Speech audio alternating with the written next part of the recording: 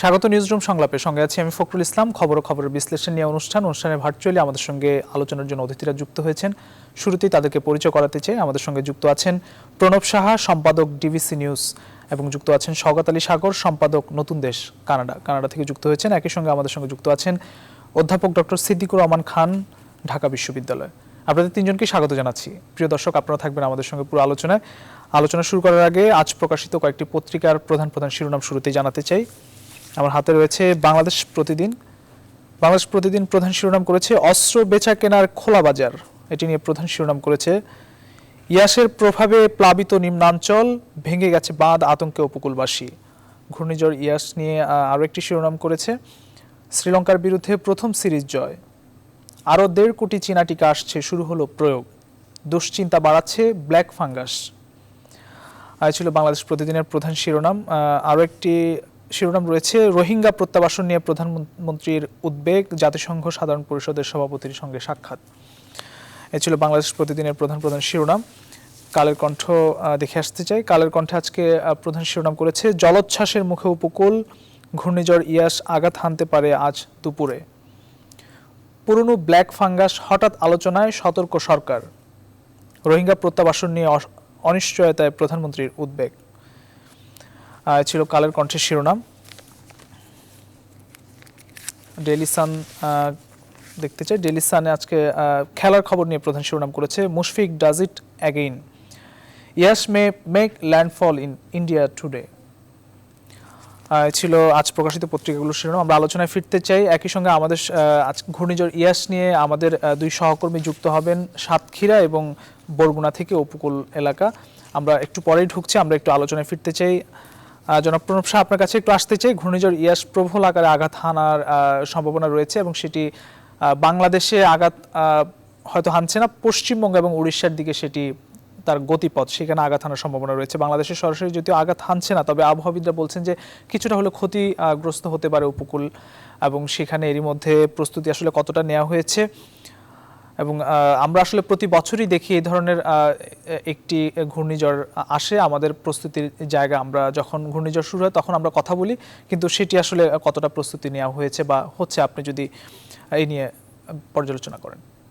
ধন্যবাদ আপনাকে। আমরা সর্বশেষ প্রচার পর্যন্ত আমরা পশ্চিমবঙ্গ থেকেও দেখাচ্ছিলাম যে ঘূর্ণিঝড়টি ইয়েস, যেটা ভারতীয় ভাষার যশ, বা আমরা ইয়েস বলছি, এটা একটি কাতারের দেওয়া নাম ফার্সি ভাষা, সেইটা অনেকটাই উড়িষ্যামুখী হয়ে গেছে। ফলে আমরা আমাদের আবহাওয়া অফিস আগেই জানিয়েছিল যে এটা বাংলাদেশে আঘাত হানার সম্ভাবনা খুব কম, এবং এখন তারা অনেকটা নিশ্চিত করে বলছে যে আঘাত হানবে না, কিন্তু তার প্রভাব কিন্তু থাকবে। এবং আপনি যে প্রশ্নটি করলেন, আমি শেষটুক দিয়ে শুরু করতে চাই। এই যে ঘূর্ণিঝড় এলেই আমরা অনেক কিছু খোঁজ খবর করার চেষ্টা করি, এবং অবশ্যই দুর্যোগ ব্যবস্থাপনায়, দুর্যোগ প্রশমনের যে ব্যবস্থাপনা, তার অনেক উন্নতি বাংলাদেশে হয়েছে। বিশেষ করে আমাদের যে SOD, standing order of disaster, সেটা আমরা অনেক ভালো মাপের করতে পেরেছি, জন্য প্রস্তুতিমূলক কাজটা কিন্তু অনেক ভালো হয়। কিন্তু যে জিনিসটা সামনে আসে, 2 বছর আগে আমপানে ক্ষতিগ্রস্ত বাঁধগুলো মেরামত হয়নি, এটি এই ইয়েস আসার পর আমাদের সামনে চলে আসলো। এমনকি আইলার যারা ক্ষতিগ্রস্ত, সেখানেও খুব ভালো অবস্থা এখন পর্যন্ত ফিরে আসেনি, সেটা কয়েক বছর আগের ঘটনা। ফলে এই যে আমরা দেখছি যে সিডরের সময়, আমি এখনো সিডরের নিজে একাধিক, মানে 2007, 8, 9, 3 বছর পর গিয়েছিলাম সিডরের শরণখোলা এলাকায়, এবং এখন আমি খোঁজ খবর রাখার চেষ্টা করি যে এখনো 2-1 জায়গায় বাঁধ আছে যেটা ঝুঁকিপূর্ণ, এবং সম্পূর্ণ বাঁধটা ঠিকভাবে নতুন করে করা হয়নি, যেটি করার কথা ছিল। এই সমস্ত জায়গাগুলোতে আমাদের যে একটু গাফিলতি থাকে বা একটু চোখের আড়ালে চলে যায়, সেটাই বড় দুর্ভাবনার বিষয়। আজকে আমি একজন বিশেষজ্ঞ, আমাদের মাহফুজ কামাল সবাই আপনারা জানেন, উনি বলছিলেন যে আমাদের সুপার কম্পিউটার আছে, ফলে আমরা ঝড়ের গতিবেগ, ঝড়ের গতিপথ, এবং শুধু বাংলাদেশের উপকূল বা ভারত মহাসাগর নয়, বিশ্বের যেখানেই যে কোনো ঝড় হলে সেটার একটা বিষয় আমরা জানতে পারি। আমাদের সেই সুপার কম্পিউটার, আমাদের স্পার্সো এবং আবহাওয়া বিজ্ঞান, আমাদের আবহাওয়া অধিদপ্তর, সেগুলোতে আছে। এগুলোতে আমরা অনেকটাই উন্নত করেছি যদি বলেন যে এই ক্ষেত্রে। কিন্তু যে মাঠ লেভেলের যে কাজ, এই যে বাঁধের কথা আমি যে বলছি, 3টি ঘূর্ণিঝড় আমাদের, যদি সিডর, আইলা এবং সর্বশেষ আমপান, এবং তারপরে এটির কথা আমরা বলছি, সেখানে আমরা দেখছি যে স্থায়ীভাবে কাজটা হয় না। ওই যখন এই ঘূর্ণিঝড়টা চলে যায়, ওই আশ্রিত মানুষরা যখন ফিরে যায়, তখন তাদের জীবন জীবিকার ব্যাপারে এবং ভবিষ্যতে ঘূর্ণিঝড় জলোচ্ছ্বাস হলে কি হবে, সেইখানে আমরা একটু মনোযোগ কম দেই বলে আমাদের অভিযোগ। এবং আপনি দেখেছেন যে গত বছরই অনেকগুলো ভবন ভেসে গেছে বন্যার কারণে এই আমাদের শরীয়তপুর জেলার মধ্যে, এবং নদীর মাঝখানে একরকম বলা যাচ্ছে যে ইটের কয়েকতলা বিল্ডিং, স্কুল, সিঁড়ি ভেসে গিয়েছে মানে স্রোতের তোড়ে। এই জিনিসগুলো আমরা দেখতে পাই না, এটা আমাদেরকে খুব ভাবায়। এবং যারা যেমন আজকে আমাদের দুর্যোগ প্রতিমন্ত্রী আমাদের সঙ্গে ছিল আমাদের টেলিভিশনে, উনি অনেকগুলো কথা বলেছেন যে কি কি ব্যবস্থা নেওয়া হয়েছে, কি কি সতর্কতা হয়েছে। রেফ্রি সেন্টারের কর্মকর্তারা জানিয়েছেন যে আমাদের এসওডি অনেক ভালো, কিন্তু এই পানি ঠেকানো এবং বাঁধের ব্যাপারে কিন্তু আমরা উদাসীনতা দেখি। এবং লবণাক্ত পানির ক্ষেত্রে সেখান থেকে তাদের জীবন জীবিকার কি হবে, যারা ওই সমস্ত উপকূল এলাকায় বসবাস করে তাদের ব্যাপারে কিন্তু আমরা হয়তো গরিব মানুষ জন্য তারা খুব বেশি নজর পায় না, বা হতে পারে যে ওখানকার যারা জনপ্রতিনিধি থাকেন, সংসদ সদস্য বা অন্যরা, ওনারা অন্য কিছু নিয়ে ব্যস্ত থাকলে এই স্থায়ী কাজগুলোর দিকে হয়তো নজর দেন না। সেই জন্য আমরা একটু সরাসরি ঘূর্ণিঝড়ের যে ইএসএল প্রভাব সেটা একটু দেখে আসবো। জি, আপনি শেষ করলে আমরা একটু সরাসরি দেখে আসবো। আমাদের দুই সহকর্মী রয়েছেন। আমি মনে করি যে স্থায়ী কাজগুলো করা দরকার। আমরা দুর্যোগের তাৎক্ষণিক কাজটা হয়তো ভালো করতে পারি, উদ্ধার কাজ বা বরাদ্দ দেওয়া বা মানুষকে ওই যে, যদিও এবার এখনো পর্যন্ত 5 নম্বর সতর্ক সংকেত হওয়ার আগে মানুষজনকে বাড়ি থেকে নিয়ে সাইক্লোন সেন্টার নেওয়ার ব্যাপারে আমাদের কোনো এসওডি নাই, এসওডি তে সেটা উল্লেখ নেই এখন। ফলে এখন 1 নম্বর বা 2 নম্বর সতর্ক, যদিও আমাদের সকল নৌ চলাচল বন্ধ করা হয়েছে। বন্দর কর্তৃপক্ষের চেয়ারম্যান আমাদেরকে জানিয়েছেন যে লাইটের জাহাজ যেগুলো দূরবর্তী সমুদ্রে থাকে। আপনার কাছে আমরা ফিরবো, আপনার কাছে ফিরবো। আমাদের দুই সহকর্মী আছেন, একজন সাতক্ষীরার মুন্সিগঞ্জে রয়েছেন রিপন হোসেন, একই সঙ্গে বরগুনা থেকে যুক্ত হচ্ছেন সুমন। আমরা একটু তাদেরকে শুনতে চাই, নিশ্চয়ই শুনতে পাচ্ছেন। আমরা একটু রিপনের কাছে যেতে চাই, সাতক্ষীরাতে আছেন রিপন। আপনার কাছে আসলে প্রশ্ন সেখানে এখন আসলে কি পরিস্থিতি আপনি দেখছেন? আসলে ঘূর্ণিঝড় যে ইয়াসের যে প্রভাব আমরা সন্ধ্যা বা দুপুর থেকে আসলে আমরা দেখছি উপকূলগুলোতে পানি উপচে পড়ছে, আসলে কি অবস্থা? আপনার সবশেষ পরিস্থিতি বলুন।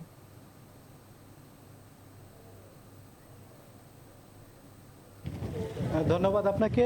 আমরা যে জায়গাটি রয়েছে নীলডুমুর এলাকায়, এইখানে আমরা দেখতে পাচ্ছি যে নদীর যে উপচে পড়া পানি কিন্তু উত্তাল রয়েছে, সাগর উত্তাল রয়েছে, এবং জোয়ার আসছে, জোয়ারের কারণে কিন্তু পানির যে উত্তালটা বাড়ছে। যে কোনো সময় হয়তো যে ভেড়িবাঁধগুলো রয়েছে সেই ভেড়িবাঁধগুলো ঝুঁকিপূর্ণভাবে রয়েছে, প্রায় 43টি ভেড়িবাঁধ ঝুঁকিপূর্ণ রয়েছে। সেই সমস্ত ভেড়িবাঁধ যদি ভেঙে যায় তাহলে কিন্তু প্লাবিত হওয়ার সম্ভাবনা রয়েছে। আর একটি আশঙ্কার কথা রয়েছে, যেটা এই জোয়ারের সময় যদি যে ঘূর্ণিঝড়টি হয় তাহলে কিন্তু সাইক্লোনে রূপ নিতে পারে, সেক্ষেত্রে আরো ভয়াবহ অবস্থা বিরাজ করতে পারে। আমি স্থানীয় কয়েকজনের সাথে একটু কথা বলবো। কি অবস্থা আপনাদের এলাকার ভেড়িবাঁধগুলোর, কি অবস্থা, এবং এখন নদীর কি অবস্থা, উত্তাল রয়েছে কি? আমাদের এই অঞ্চলের ভেড়িবাঁধগুলো খুব লাজুক অবস্থা। বাংলাদেশের সকল প্রাকৃতিক দুর্যোগগুলোতেই মানবিক বিপর্যয়ের ভিতর দিয়ে যায়। এই অঞ্চলে ইতিমধ্যে ইয়াসের প্রভাবে গাবুরা লেবুনিয়া বলে একটা জায়গা প্লাবিত হয়েছে। মাননীয় প্রধানমন্ত্রী রাষ্ট্রনায়ক শেখ হাসিনার কাছে একটাই দাবি, এই অঞ্চলের প্রতিটি মানুষের টেকসই ভেড়িবাঁধ চাই, ত্রাণ নয়। এই দাবিটা মাননীয় প্রধানমন্ত্রীর কাছে এই অঞ্চলে, এই জনপদের প্রতিটা মানুষের একটাই দাবি, আপনাদের মাধ্যমে মাননীয় রাষ্ট্রনায়ক শেখ হাসিনা প্রধানমন্ত্রীকে এটুকু আমরা বলতে চাই যে আপনি আমাদের জন্য একটা টেকসই ভেড়িবাঁধ, স্থায়ী ভেড়িবাঁধের ব্যবস্থা করুন। ধন্যবাদ আপনাকে। মাঝে মাঝে থেমে থেমে বৃষ্টি হচ্ছে এবং সাথে ঝড়ো হাওয়া, সেটি কিন্তু আমরা বয়ে যাচ্ছে, আমরা একটি দেখতে পাচ্ছি। তো সব মিলে এই পরিস্থিতি কিন্তু সময় যত গড়াচ্ছে আমরা দেখতে পাচ্ছি যে ভয়াবহ রূপ নিচ্ছে। ধন্যবাদ আপনাকে, আপনি থাকুন আমাদের সঙ্গে। আমাদের আরেক সহকর্মী বরগুনাতে রয়েছে সুমন, আমি সুমনের কাছে একটু যেতে চাই। সুমন, আসলে সেখানে প্রশাসনের কেমন প্রস্তুতি দেখছেন, বা এখন ঘূর্ণিঝড়ের যে প্রভাব কতটা দেখছেন?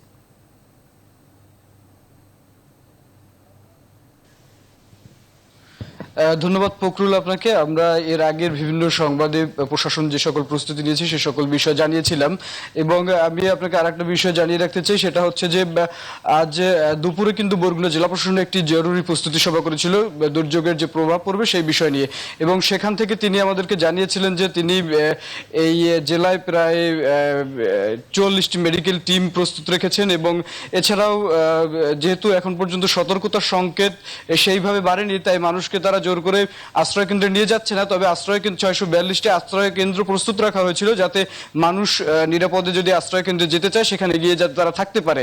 এছাড়াও স্বেচ্ছাসেবক, সিপিবি, রেড ক্রিসেন্ট সহ জেলা প্রশাসন ও বিভিন্ন উন্নয়ন সংগঠনের পক্ষ থেকে কিন্তু 7,500 জন স্বেচ্ছাসেবককে প্রস্তুত রাখা হয়েছিল। এবং আমরা ঘূর্ণিঝড়ের প্রভাব আসলে আমরা এরকমটা লক্ষ্য করিনি, তবে আজ 6টা থেকে সন্ধ্যার আগে থেকে 7টা 20 পর্যন্ত আমি পায়রা নদীর তীরে অবস্থান করেছিলাম। তখন আমরা দেখেছিলাম যে প্রবল বেগে কিন্তু ঝড় এবং বৃষ্টি হয়েছিল, তখন বাতাসের গতিবেগও খুব একটা ভালো ছিল এবং তারপর থেকে এখন অবধি কিন্তু আসলে সেইভাবে বাতাসের গতিবেগও আমরা লক্ষ্য করিনি এবং বৃষ্টিও তেমন একটা লক্ষ্য করা যায়নি। বুঝতে পেরেছি আমরা। সুমন, আপনাকে ধন্যবাদ। একই সঙ্গে রিপন হোসেন আমাদের সঙ্গে সাতক্ষীরা থেকে যুক্ত হয়েছেন, দুজনকে ধন্যবাদ জানাচ্ছি। আমরা একটু আলোচনায় ফিরতে চাই। অধ্যাপক ডক্টর সিদ্দিকুর রহমান, আমরা আসলে সবসময় কথা বলি ঘূর্ণিঝড় যখন আসে, বাংলাদেশ আসলে এর আগে বেশ কয়েকটি বড় বড় ঘূর্ণিঝড় মোকাবেলা করেছে। এর আগে সিডর মোকাবেলা করতে হয়েছে, বাংলাদেশকে অনেক ক্ষতিগ্রস্ত হয়েছে।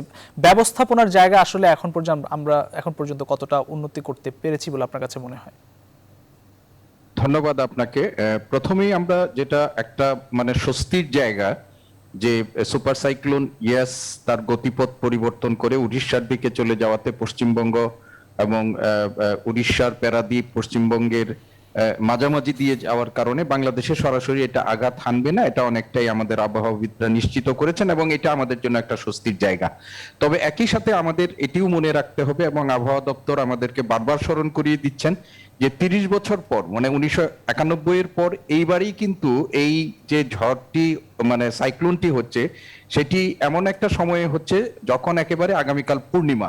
এমনিতেই আমরা জানি যে পূর্ণিমার সময়ে স্বাভাবিকের চাইতেও সমুদ্রে এবং নদীগুলোতে জোয়ারের পানির চাপ বেশি থাকে, জোয়ার বেশি থাকে এবং এই সময়ে এটার যে প্রভাবটি হবে সেই প্রভাবে ইতিমধ্যেই যদিও আঘাত হানেনি এখনো, তারপরেও কিন্তু ইতিমধ্যেই আমাদের জোয়ার স্বাভাবিকের তুলনায় 2-3 ফুট কোথাও কোথাও হয়েছে এবং নিম্নাঞ্চল ইতিমধ্যে প্লাবিত হয়েছে।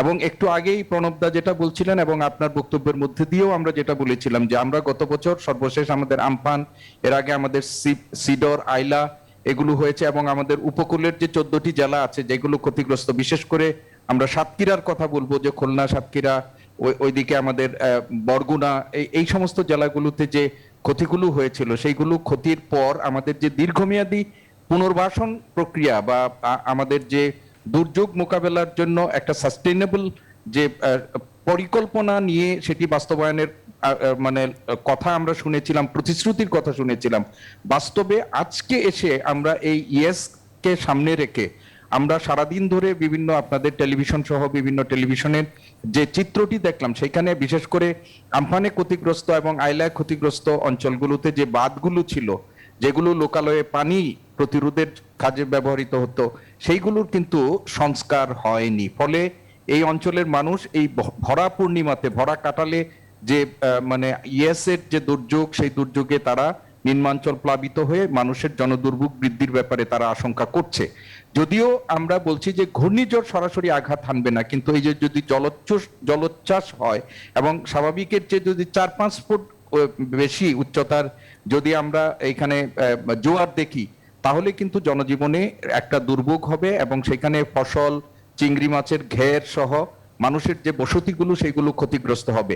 আর আমরা একটু আগে যেটি প্রণবদা বলছিলেন সেটার আবারও পুনরাবৃত্তি করতে চাই যে আমাদের দেশে এই যে দুর্যোগ ব্যবস্থাপনার ক্ষেত্রে আমাদের যে প্রযুক্তির ব্যবহার সেটি হয়েছে এবং প্রাতিষ্ঠানিক মানে গবেষণা এবং শিক্ষা, ঢাকা বিশ্ববিদ্যালয়ে একটা ফুল প্লেজেড দুর্যোগ ব্যবস্থাপনা ইনস্টিটিউট আছে, ডিপার্টমেন্ট আছে, সেখানে এই প্রাতিষ্ঠানিক পর্যায়ে অধ্যয়ন হচ্ছে, গবেষণা হচ্ছে, কিন্তু সেইগুলোর এই প্রাপ্ত গবেষণার ফলগুলো যাদের বাস্তবায়নের কথা দরকার এবং সেই বাস্তবায়নটা আমরা দীর্ঘমেয়াদী বাস্তবায়ন, আমরা বাংলাদেশ একটা দুর্যোগ প্রবণ দেশ, বিশেষ করে আমাদের উপকূলীয় অঞ্চলের মানুষ এই দুর্যোগ নিয়েই তারা কিন্তু জীবনযাপন করছেন এবং দুর্যোগের সাথে প্রতিনিয়ত যুদ্ধ করে তারা জীবনযাপন করছেন। সেইখানে এই দুর্যোগের হাত থেকে রক্ষা করা, বিশেষ করে প্রাকৃতিক দুর্যোগের হাত থেকে মানুষকে রক্ষা করার জন্য দীর্ঘমেয়াদী পরিকল্পনা নিয়ে আমাদের যে সমস্ত কর্মকাণ্ডগুলো বাস্তবায়ন করার কথা সেইগুলো আমাদের কাঙ্ক্ষিত মাত্রায় হচ্ছে না। ফলে আমরা দেখি এই যে আজকে ইয়াসকে সামনে রেখে আমাদের অনেক প্রস্তুতির কথা শুনছি, আমরা অনেক রকমের কথা শুনছি, সেইগুলো স্বল্পমেয়াদী হয় এবং সেই কারণে আমরা যখন পরবর্তী দুর্যোগ, একটা দুর্যোগ মোকাবেলা করে মানুষ যখন ঘুরে দাঁড়ানোর চেষ্টা করতে করতে আরেকটা দুর্যোগ যখন চলে আসে, সেই সময় কিন্তু এই দুর্যোগের ফল হিসাবে মানুষের উপর যে প্রভাবটা পড়ে সেটি মানে সহ্য করা এটা মানুষের পক্ষে খুবই কষ্টকর। আর উপকূলীয় অঞ্চলের মানুষ আমরা জানি যে বেশিরভাগ মানুষই নিম্ন আয়ের মৎস্যজীবী, কৃষিজীবী মানুষ থাকে। আমাদের অ্যাটেনশনের মধ্যে প্রণবদা, এটা আবারও আমি উল্লেখ করছি যে উনিও বলেছেন যে আমাদের অ্যাটেনশনের মধ্যে আমাদের যারা কর্তা ব্যক্তি থাকেন সংশ্লিষ্টরা, তাদের সেইভাবে তারা অ্যাটেনশনটা পান না। ফলে এই যে আমাদের যেটা হওয়া উচিত সেটা হয়নি। আমি যেটাকে বলতে চাই যে দেখতে হবে যে আমাদের এই যে উপকূলীয় জনগোষ্ঠী যারা আমাদের অর্থনীতিতে যারা মূল্যবান অবদান রাখছেন, তারা যেন অন্ততপক্ষে তাদের জীবনটা স্বাচ্ছন্দ্যময় হয়, আমাদের মতো এত বিলাসী জীবন না হয়, অন্তত স্বাচ্ছন্দ্যময় জীবনযাপনটা নিরাপদে তারা যেন এই দুর্যোগ মোকাবেলা করে বসবাস করতে পারেন। সেই জন্য সরকারের একটা দায়িত্ব আছে, রাষ্ট্রের একটা দায়িত্ব আছে, এবং সেটি তারা যথাযথভাবে পালন করবেন এবং দীর্ঘমেয়াদী পরিকল্পনার মধ্য দিয়ে এই দুর্যোগ মোকাবেলার জন্য কাজ করবেন। সেটা কিন্তু আমরা একজন সচেতন মানুষ হিসাবে এটা আপনার প্রত্যাশা কাছে করি। ফিরবো আমরা একটু ভিন্ন প্রসঙ্গে যেতে চাই। জনাব শওকত আলী সাগর, আপনার কাছে আসতে চাই করোনা প্রসঙ্গ নিয়ে। বাংলাদেশে 1.5 মাস বন্ধ থাকার পর দূরপাল্লার যেসব পরিবহন রয়েছে সেগুলো খুলে দেওয়া হয়েছে। স্বাস্থ্যবিধি আমরা এখনো দেখছি কেউ মানছে কেউ মানছে না, এভাবে আসলে চলছে। কানাডার প্রেক্ষাপট বিবেচনায় আপনার পর্যালোচনা বা পরামর্শ যদি আপনি মন্তব্য করেন। বাংলাদেশের প্রসঙ্গে যদি বলি, যে বাংলাদেশে আসলে করোনা ভাইরাসের শুরু থেকেই আমার কাছে মনে হয়েছে, আমি আগে 1-2 বার আপনার এই অনুষ্ঠানে বলেছিলাম যে আমরা বরাবরই মূল জায়গাটা থেকে পাশ কাটিয়ে অন্যদিকে বেশি গুরুত্ব দেই। করোনা ভাইরাসের যে পরিস্থিতি, সেটি একটি স্বাস্থ্য সমস্যা। আমরা বরাবরই স্বাস্থ্য সমস্যার চাইতেও অন্যদিকে বেশি, অন্য বিষয় নিয়ে বেশি কথা বলেছি, অন্যদিকে বেশি গুরুত্ব দিয়েছি। আমি একটু কানাডার প্রসঙ্গে বলি, যেহেতু আমি কানাডা থেকে কথা বলছি।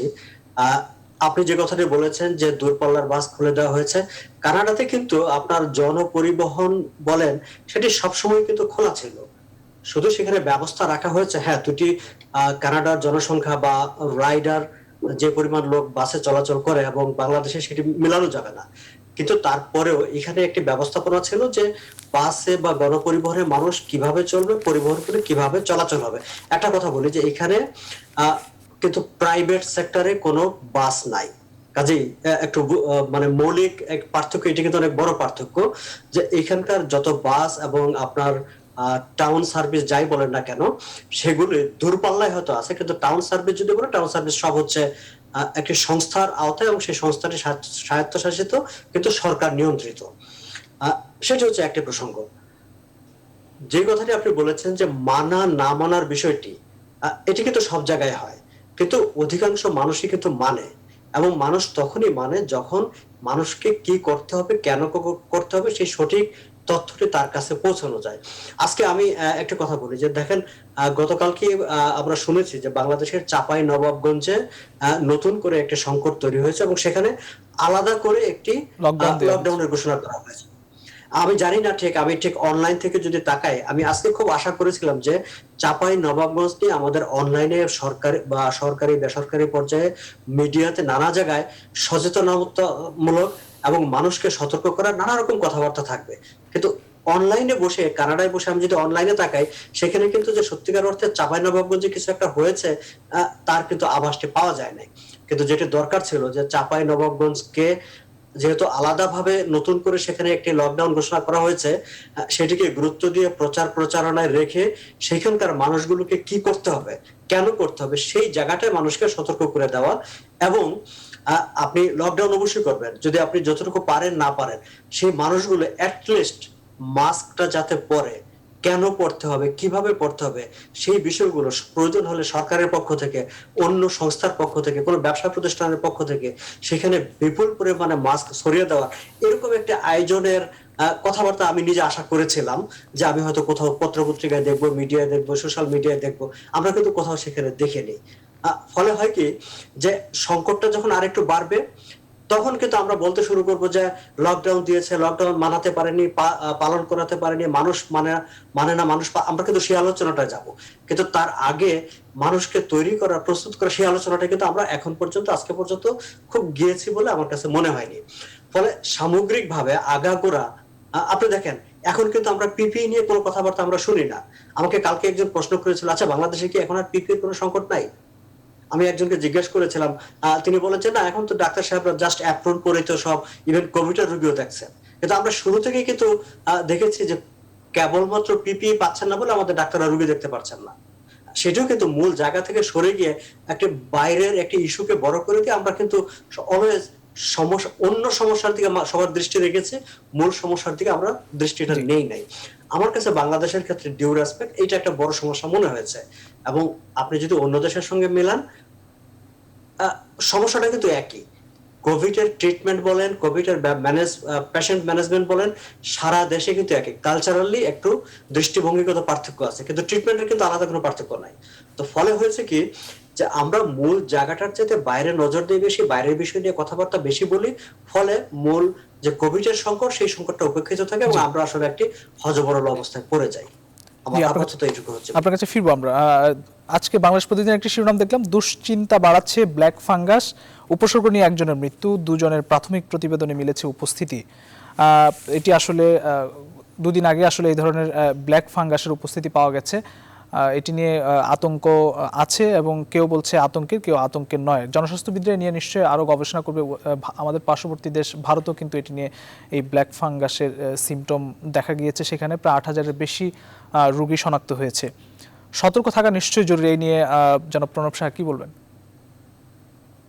অবশ্যই সতর্ক থাকা বিষয়, কিন্তু সাগর যেটা বললাম আমি সেরকমই সুরে বলবো, একটু মূল ফোকাসটা থেকে আমরা অনেক সময় দূরে সরে যাই। এই যে আজকে অবশ্যই ব্ল্যাক ফাঙ্গাস এসেছে, একজন মারা গিয়েছে বলে আমরা রিপোর্ট করেছি এবং চিকিৎসকরা, জনস্বাস্থ্য বিশেষজ্ঞরা এটা আমরা উদ্বিগ্ন। কিন্তু দেখেন আজকে কিন্তু যদি কালকের থেকে তুলনা করেন, কালকে শনাক্তের হার ছিল 8.15, আজকে কিন্তু এটা 10-এর উপরে উঠে গিয়েছে এবং মৃত্যুর প্রাণহানির সংখ্যাও কিন্তু 25 থেকে 40 হলো, 1400 থেকে 1600 হলো। এবং যে আশঙ্কা আমরা করছিলাম যে ঈদের আগে যে ব্যাপক যাতায়াত করলো স্বাস্থ্যবিধি না মেনে, সেটার ফলটা আমরা কখন পাবো? যদি ধরে নিতে হয় যে এটা শুরু করতে পেরেছি, তাহলে কিন্তু বিরাট উদ্বেগ। এবং একই সময় কিন্তু আমরা অনেক আগে থেকে বলছি যে ভারতীয় সীমান্ত বন্ধ না হলে আমাদের বিপদ হবে। আমরা কিন্তু চাঁপাইনবাবগঞ্জে সেই বিপদটি পেয়ে গেলাম। সেখানে 55% রোগী শনাক্ত হতো এই কয়েকদিনে, 10 জন মারা গিয়েছে একদিনে। ফলে আমরা সীমান্তগুলো দিয়ে তখন তেমন তাকাইনি। আপনি যশোরে যে গুরুত্ব ছিল, চাঁপাইনবাবগঞ্জে কিন্তু সেই গুরুত্ব ছিল না। এবং আমরা সবাই জানি বাংলাদেশের বাস্তবতায় যে যতজন মানুষ আনুষ্ঠানিকভাবে একদম সীমান্তের কর্মকর্তাদের সামনে দিয়ে আসে, তার থেকে বেশি সীমান্ত এলাকার এটি সংস্কৃতি যে বিনা পাসপোর্ট বা বিনা বাধা নিষেধে তারা যাতায়াত করে। সেইটা কতটা ঠেকানো গিয়েছে। নাহলে যত লোক সুনাম মসজিদ পোর্ট দিয়ে এসেছে, তাতে করে 55% শনাক্তর হার বেড়ে গেল। এটা তো নিশ্চয়ই যে 20 জন 25 জন 50 জন করে সুনাম মসজিদ দিয়ে এসেছে তা দিয়ে তো হয় নাই, অনেক বেশি লোক যাতায়াত করেছে। এটা প্রমাণ হয় তাতেই, এটা নিশ্চয়ই গবেষকরা প্রমাণ করে দেখিয়ে দিতে পারবেন। কিন্তু আমার সাধারণ জ্ঞানেও মনে হয় যে অনেক বেশি লোক যাতায়াত করেছে সীমান্ত দিয়ে। নাহলে 55%, আপনি বাংলাদেশের কোথাও 30-34-এ যখন হচ্ছে তখন পিক, 55% রাজশাহী চাঁপাইনবাবগঞ্জ একটি জেলার মধ্যে হয়ে গেল। তাহলে এই সীমান্ত জেলাগুলোর দিকে আলাদা আলাদা করে নজরদারি করা বা আগে থেকেই সতর্ক হওয়া যে সমস্ত এলাকা দিয়ে ভারতের সাথে যাতায়াত করে, যখন ভারতে অনেক বেশি সংক্রমণ ছড়িয়ে পড়লো, তার অনেক পরে কিন্তু আমরা সীমান্ত বন্ধ করলাম এবং তারপরে কিন্তু বিশেষ অনুমতি নিয়ে আসা যাওয়া করছে। ফলে বিশেষ অনুমতি, সীমান্ত বন্ধ, তার আগে বিনা অনুমতিতে যে যাতায়াত, যেটা সীমান্ত এলাকার সংস্কৃতি, সেইটার দিকে আমরা কিন্তু নজর দেইনি। তাহলে এতটা হতো কিনা চাঁপাইনবাবগঞ্জে। এটা কিন্তু আমি কালকে থেকে, আমরা কয়েকদিন আগে থেকে খোঁজ খবর করছিলাম যে বেনাপোল, আমাদের সাতক্ষীরার ভোমরা যে পোর্ট আছে, আমাদের বাংলাবন, আমাদের ফুলবাড়ি, আমাদের হিলি, এই সমস্ত জায়গাও কিন্তু সীমান্ত দিয়ে চলাচল করে।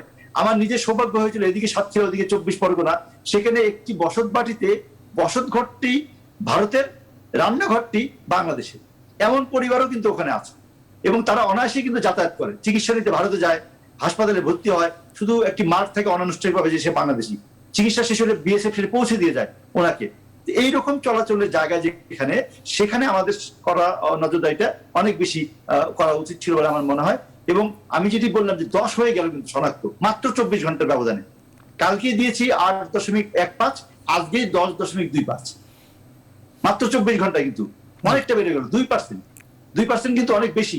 ফলে এই যে আমরা সতর্ক থাকি না, এবং ব্ল্যাক ফাঙ্গাস যখন ধরা পড়লো তার আগে থেকে এই ব্যাপারে আমরা সচেতন করছি কিনা মানুষ, যে স্টেরয়েড বেশি দিবেন না। এখন বলা হচ্ছে, আজকে ডাক্তাররা বলছেন যারা স্টেরয়েড বেশি দেয়, যারা বেশি সময় ধরে আইসিইউর ভিতরে থাকে, যারা মানে ডায়াবেটিসের রোগী, তাদের ক্ষেত্রে বলা হচ্ছিল। কিন্তু সেই সতর্কতা আমরা একদম রোগী পর্যায়ে মাঠ লেভেলে নিতে পারছি কিনা, নাকি টক্সের মধ্যে আবদ্ধ থাকছে এই কথাগুলো, সেটা কিন্তু বড় ধরনের সন্দেহের বিষয়। এবং এই যে সীমান্ত, সেটাও কিন্তু বেশি। আমরা এখন পর্যন্ত নিজেদের সমালোচনা করি, আমি এমনকি গণমাধ্যমেরও, আমরা পাশ্চাত্যের একটি শব্দ সোশ্যাল ডিস্টেন্সিংকে আমরা সামাজিক দূরত্ব বললাম।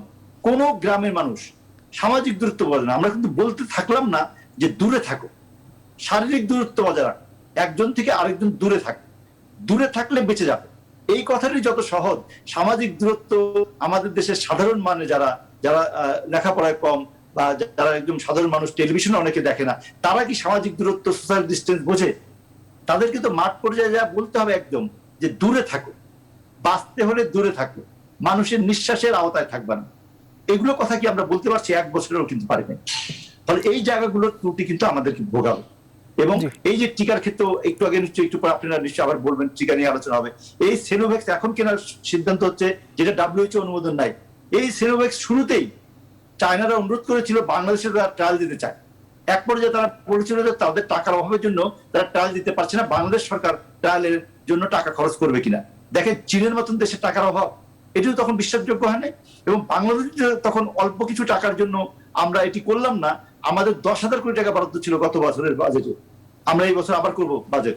এবং 100 কোটি টাকা গবেষণার জন্য ছিল। সেই 100 কোটি টাকা গবেষণার যে কমিটি, সেই কমিটি একটি গবেষণা প্রকল্প, গবেষণা প্রস্তাব আহ্বান করতে পারেনি। এবং এইবারের বাজেটের রিপোর্ট করতে গিয়ে আমরা বলছি যে বার্ষিক উন্নয়ন কর্মসূচিতে অর্ধেকের কম বাস্তবায়ন হয়েছে স্বাস্থ্য মন্ত্রণালয়ের খাতে। তার মানে কি, টাকাটাও কোনো সমস্যা না, আসলে সক্ষমতা অর্জন করতে ছিল না, সক্ষমতা 1 বছরও অর্জন করতে পারিনি। আমি মহাখালীর হাসপাতালের কথা নাই বললাম, যে একবার চালু করে মানে টিকা দেওয়া, ভ্যাকসিন না, মানে পরীক্ষা কেন্দ্র করলাম, তারপরে বন্ধ করে দিলাম, তারপর যখন দ্বিতীয় ঢেউ চূড়ান্ত হলো, তখন আমরা ওই হাসপাতালটা করলাম। আরে বাবা, বাংলাদেশে একটি হাসপাতাল বেশি হলে অসুবিধা কি? হাসপাতালের কি অভাব নাই? শয্যার কি অভাব নাই? মানুষ কি সবাই চিকিৎসা পাচ্ছে? এবং এটাও আপনারা জানবেন যে যত টাকা বরাদ্দ করা হয়েছিল, যত যন্ত্রপাতি গিয়েছে জেলা শহরের আইসিইউ করার জন্য, সেন্ট্রাল অক্সিজেন ব্যবস্থা করার জন্য, হাইফ্লো নাজাল করার জন্য, সে টাকা নাই জন্য সেই যন্ত্র বসানো যায়নি, এমন রিপোর্ট আমরা করেছি গণমাধ্যমে, আমাদের টিভিতে আমরা করেছি। ফেনীতে পড়ে আছে আইসিইউ, খুলনায় গিয়েছে যন্ত্রপাতি, তারা বসানোর টাকা যায়। ফলে শুধু সক্ষমতা যে অন্যায়, চুরি বা দুর্নীতি কিন্তু না, অব্যবস্থাপনা চূড়ান্ত থাকে, সেই সক্ষমতা অর্জন আমরা করতে পারলাম না 1 বছরে কোভিডের শিক্ষা। জি, আমরা একদম শেষ পর্যায়ে চলে এসেছি। আমরা একটু অধ্যাপক ডক্টর সিদ্দিকুর রহমান আপনার কাছে আসতে চাই। শিক্ষা ব্যবস্থা নিয়ে আসলে প্রায় 14 মাসের বেশি সময় ধরে শিক্ষা প্রতিষ্ঠানগুলো বন্ধ রয়েছে। শিক্ষা কার্যক্রম আসলে বলা হচ্ছে যে বারবার যে বিকল্প পদ্ধতিতে শিক্ষা কার্যক্রম চালানোর জন্য, কিন্তু সেটি বারবার বলা হচ্ছে, কিন্তু সব স্তরে আসলে সেটি চালু করা সম্ভব হচ্ছে না। এটি কেন আসলে সম্ভব হচ্ছে না? দীর্ঘদিন ধরে এভাবে বন্ধ থাকলে আসলে কতটা ক্ষতির মুখে পড়তে যাচ্ছি আমরা? দেখুন, আজকে আমরা বিভিন্ন গণমাধ্যমে গতকালই আমরা দেখেছি যে আজকে এই ব্যাপারে মাননীয় শিক্ষামন্ত্রী একটি সংবাদ সম্মেলন করবেন এবং সেখানে শিক্ষা প্রতিষ্ঠান জুন মাসের মধ্যে খুলে দেয়া যায় কিনা এই ব্যাপারে হয়তো একটা নীতি নির্দেশনা আসবে। তবে আমরা এটা আমার জন্য একজন শিক্ষক হিসেবে আমি এটাকে একটা আনন্দের সংবাদ শুনি, কারণ 14 মাস আমাদের শিক্ষার্থীদের সাথে আমাদের সরাসরি কোনো শ্রেণীকক্ষে সংযোগ নেই। এটি যেমন শিক্ষার্থীদের জন্য যেরকম মনোকষ্টের কারণ, একজন শিক্ষক হিসেবে আমারও কিন্তু একটা মনোকষ্টের কারণ। তো এরকম একটা বাস্তবতায় আমরা যেটা শুনছি যে জুন মাসের মধ্যে হবে, কিন্তু এমন একটা সময় আমরা এই সিদ্ধান্তের কথা শুনতে যাচ্ছি যে সময় একটু আগে আমরা যেটা শুনলাম যে 10% পার হয়েছে, গত কয়েকদিন কিন্তু 7%, 8%-এর মধ্যে হয়েছিল। এবং ঈদ পরবর্তী সময়ে ইনকিউবেশন পিরিয়ড যেটা 14 দিন, এটা কিন্তু এখনো চলছে। এবং সেটার প্রতিক্রিয়া হিসাবে আমরা আশঙ্কা করছি যে আমাদের সংক্রমণ বাড়বে, এবং সেই সংক্রমণ যদি বাড়ে তাহলে আজকে যে সিদ্ধান্ত আসবে সেই সিদ্ধান্ত আমরা কতটুকু কার্যকর করতে পারবো সেটা নিয়ে আমার একটা ব্যক্তিগত সংশয় আছে। তবে আমরা যেটা মনে করি, প্রথম থেকেই এই শিক্ষা ব্যবস্থার ক্ষেত্রে আমাদের বিকল্প, আমাদের অনলাইন শিক্ষা ব্যবস্থার কথা বলা হয়েছিল, শিক্ষার্থীদের স্মার্টফোন দেওয়ার ব্যাপারে, সফট লোনের ব্যাপারে ইউজিসির মাধ্যমে বিশ্ববিদ্যালয় পর্যায়গুলোতেও কিন্তু অনেক উদ্যোগ নেওয়া হয়েছিল, কিন্তু একটা কর্ম পরিকল্পনাও এই পর্যন্ত বাস্তবায়ন হয়নি। ফলে শিক্ষাক্ষেত্রে কিন্তু মারাত্মক রকমের একটা বৈষম্য তৈরি হয়েছে। প্রাইভেট ইউনিভার্সিটিগুলো আমাদের সক্ষম পরিবারের ছেলেমেয়েরা পড়ে, তারা তাদের এই সুবিধাগুলো কাজে লাগিয়ে অনলাইন শিক্ষা কার্যক্রমের সাথে তারা যুক্ত হয়ে তাদের শিক্ষা কার্যক্রম অব্যাহত রেখেছে। কিন্তু যে সমস্ত পাবলিক ইউনিভার্সিটি আছে বা আমাদের যে সমস্ত শিক্ষা প্রতিষ্ঠান মাধ্যমিক, উচ্চ মাধ্যমিক বা আপনি প্রাথমিক স্তরে, আমরা ইতিমধ্যেই জেনেছি যে শিক্ষাক্ষেত্রে আমাদের যে ক্ষতিটা হয়ে গেছে, এটি অন্যান্য জীবন জীবিকা স্বাভাবিক রাখা, উৎপাদন স্বাভাবিক রাখার জন্য অন্য সেক্টর চললেও আমাদের শিক্ষা প্রতিষ্ঠানের ব্যাপারে কিন্তু আমরা এই পর্যন্ত কোনো অগ্রগতি অর্জন করতে পারিনি। ফলে প্রাথমিক পর্যায়ে 19% শিক্ষার্থী ঝরে পড়ার একটা মানে আশঙ্কা তৈরি হয়েছে। মাধ্যমিক উচ্চ মাধ্যমিক পর্যায়ে 25% শিক্ষার্থীর শিক্ষা জীবন নিয়ে সংশয় তৈরি হয়েছে। এই অবস্থায় আমরা মনে করি আগামীকাল আজকে কি দিক নির্দেশনা আসবে আমরা জানি না, তবে সরকারের এই ব্যাপারে তাদের যে সমস্ত সংশ্লিষ্ট শিক্ষা সম্পর্কিত বিশেষজ্ঞরা আছে, জনস্বাস্থ্য বিশেষজ্ঞরা আছে, তাদের সাথে সুসমন্বিত পরিকল্পনার মধ্য দিয়ে মানে গ্রহণের মাধ্যমে এই শিক্ষা প্রতিষ্ঠানে আমাদের অন্ততপক্ষে সীমিত পরিসরে হোক, যেভাবেই হোক, শিক্ষাদান বা স্বাভাবিকীকরণের জন্য আমাদের কিছু উদ্যোগ গ্রহণ করা এখন এটা একেবারে সময়ের দাবি।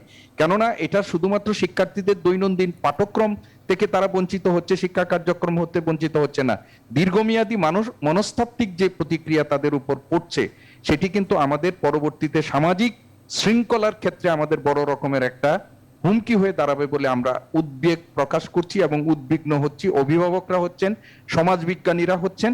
তো এই সমস্ত বাস্তবতা গুলো মাথায় রেখে আমাদের শিক্ষা প্রতিষ্ঠানগুলোর ব্যাপারে, অর্থাৎ শিক্ষার্থীদের শিক্ষা কার্যক্রমের সাথে সরাসরি না হোক, আরো যদি অনলাইন কার্যক্রম যদি আমাদের সংক্রমণ বাড়ে সেটাকেও ফ্রুটফুল করার জন্য এটাকে বাস্তবসম্মত উপায়ে এগুলোর এখন সময়ের দাবি।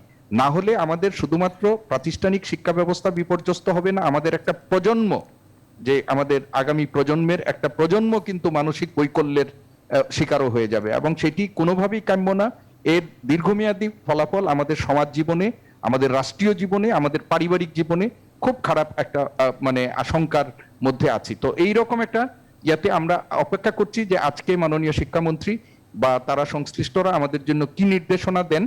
শিক্ষা প্রতিষ্ঠানগুলো আমরা আজকে দেখেছি, প্রণবদার টেলিভিশনে আমরা দেখেছি যে অভিভাবকরাও সেখানে বলছেন যে অন্ততপক্ষে তারা যদি সপ্তাহে 2-3 দিনের জন্য তাদের শিক্ষার্থীদেরকে মানে বাই রোটেশন ক্লাস গুলোকে করে যদি দেন তাহলে তারা কিছু কিছু তাদের ছেলে মেয়েদেরকে এখন শিক্ষা প্রতিষ্ঠানে পাঠানোর জন্য প্রস্তুত।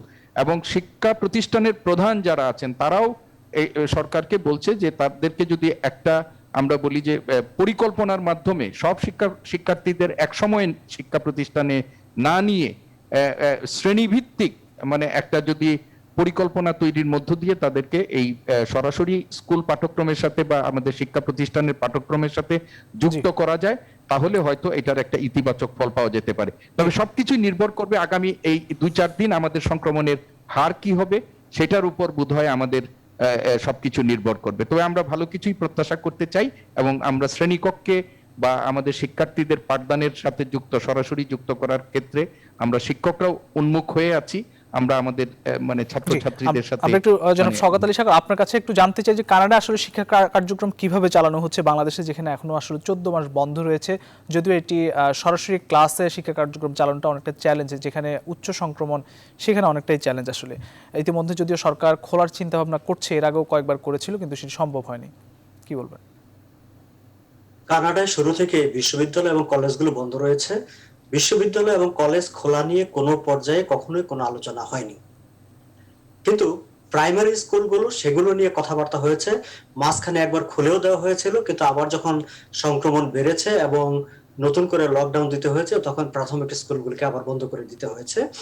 আগামী সেপ্টেম্বর থেকে সব স্কুল খুলে দেওয়া হবে এটি সিদ্ধান্ত হয়েছে। তার কারণ কানাডা আপনি জানেন যে আমরা প্রথম দিকে খুব পিছিয়ে পড়েছিলাম, তখন আমাদের মধ্যে একটা হাহাকার ছিল যে আমরা ভ্যাকসিন পাচ্ছি না, কিন্তু এখন সেই অবস্থাটা আর নেই। টোটাল পুরো কানাডা যদি ধরেন, কানাডাতে মোর দেন 65% মানুষ একটি করে ডোজ পেয়েছে এবং প্রভিন্সের সেই পরিমাণটা আরো বেশি।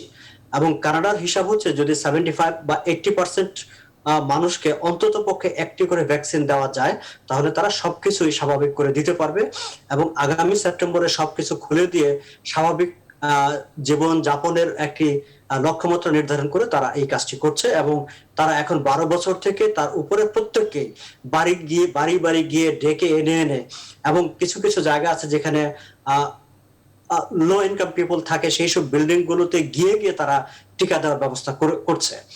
কিন্তু বিশ্ববিদ্যালয়ের জায়গাটি আমাদের স্বাস্থ্য বিশেষজ্ঞরা কখনোই কলেজ এবং বিশ্ববিদ্যালয় খোলার পক্ষে মতামত দেননি। তারা বরাবরই প্রাইমারি স্কুলকে খুলে দেওয়ার পক্ষে মত দিয়েছেন। কিন্তু এই জায়গাটায় আরেকটি গুরুত্বপূর্ণ বিষয় যেটি প্রফেসর খান বলছিলেন যে মনস্তাত্ত্বিক যে বিষয়টি, আমি যদি বাংলাদেশের দিকে থাকি, বাংলাদেশে কিন্তু শিশু মন্ত্রণালয়, শিশুদের আলাদা একটি মন্ত্রণালয় খুব সম্ভবত আছে, আমি যদি ভুল না করে থাকি। পুরো কোভিড এর এই সময়ে আমাদের প্রাথমিক স্কুলে যারা পড়েন তারা তো আসলে ওই পর্যায়ে পড়ে, তাদের ব্যাপারে আমাদের মনস্তাত্ত্বিক একদম শেষ পর্যায়ে, আপনি যে 1 মিনিটে শেষ করেন। তাদের মানসিক সমর্থন দেওয়ার জন্য এগিয়ে আসার একটি দরকার ছিল, সেটি হয়নি। এবং আমি মনে করি স্কুল খোলা না গেলেও তাদের মানসিক স্বাস্থ্যের দিকে নজর দেওয়া অতি অতি অতি জরুরি। জি, অসংখ্য ধন্যবাদ আমাদের সঙ্গে যুক্ত থাকার জন্য অধ্যাপক ডক্টর সিদ্দিকুর রহমান খান, শওকত আলী সাগর এবং প্রণব সাহা। আপনাদের তিনজনকেই ধন্যবাদ জানাচ্ছি আবারও। প্রিয় দর্শক, নিউজরুম সংলাপ আজ এ পর্যন্ত। আগামীকাল আবারও দেখা হবে একই সময়। শুভরাত্রি।